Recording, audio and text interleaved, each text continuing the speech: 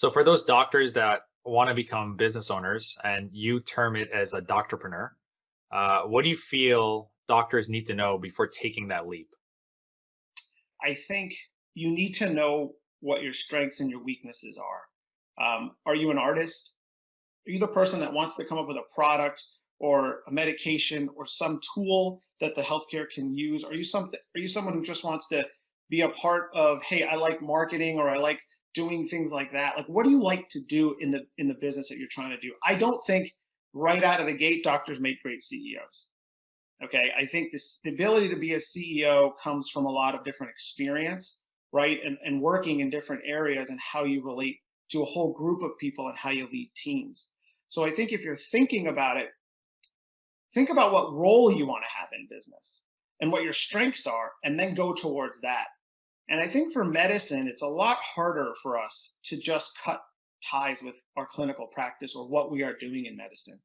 So a lot of stuff you hear people talking about is to create a side hustle, right? To start with something. That's how I got started.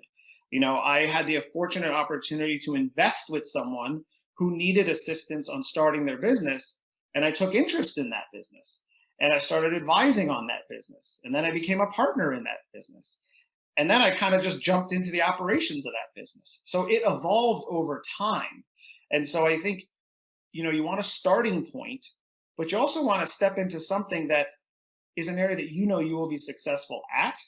And make sure, again, I think the most important thing with starting any business is that you've aligned with the right group of team members who can help you towards your goal. Because I think it's okay as a physician to say, I can't do this alone. And oftentimes we feel when we interact with patients, a lot of us, not, you know, not everybody, feels like we have to have all the answers. And we don't. When we step into business, I don't think we're expected to have all the answers, but we are expected to sort of work with others towards the solution that we're trying to create. So the term doctorpreneur, what does that mean to you? I think it can mean a lot of different things. You know, I think I look at when people come to me and go through some vision exercises and we talk about what they're involved in, right? I always break it down as like, okay, well, is this something you're actively involved in? Is it something you're passively involved in? Are you an operator or an owner? So I think being an entrepreneur or a doctorpreneur, you could be a serial investor, right? You're investing in others, okay? Maybe you're taking advisory positions, right? Some people are just like, I want to start my own company, like straight up on my own, either a solopreneur or with a team. So I think there's a lot of different ways that you can start.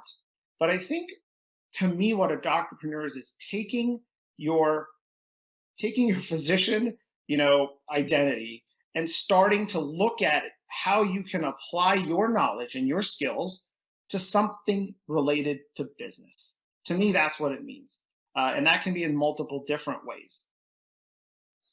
So for doctors that have their own practice, is that not considered a doctorpreneur because they essentially are owners of their own practice? Absolutely. I think being in private practice is you are a doctorpreneur.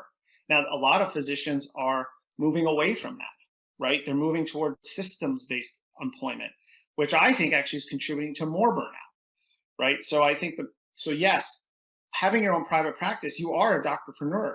And I think sometimes physicians get into trouble because, you know, as a physician, you are sort of the marketing, the sales, the operation engine, right? And you don't get a chance to go 30,000 feet, which is above your business, and take a look down.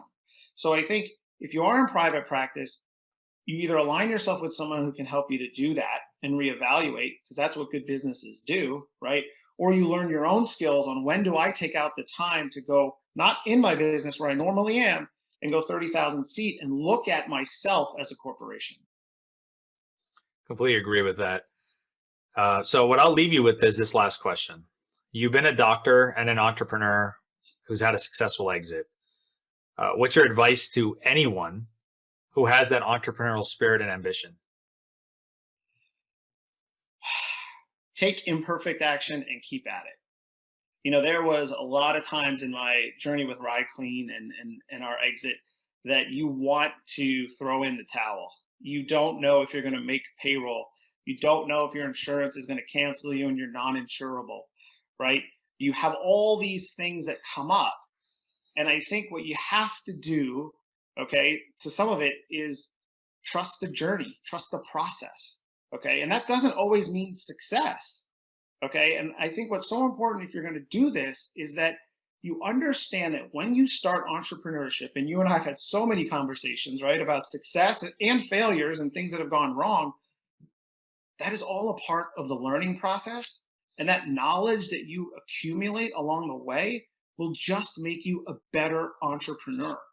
And I think to me, it's if you're thinking about it and it's showing up for you in your heart, you got to follow your heart.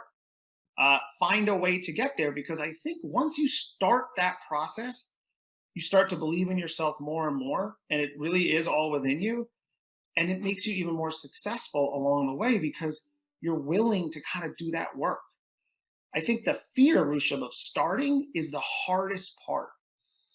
But nowadays, like, there's so many resources out there. We didn't have these resources back in the day. Even 7 years ago when I started, not like the things that are out there now, it's there. The tools are around you.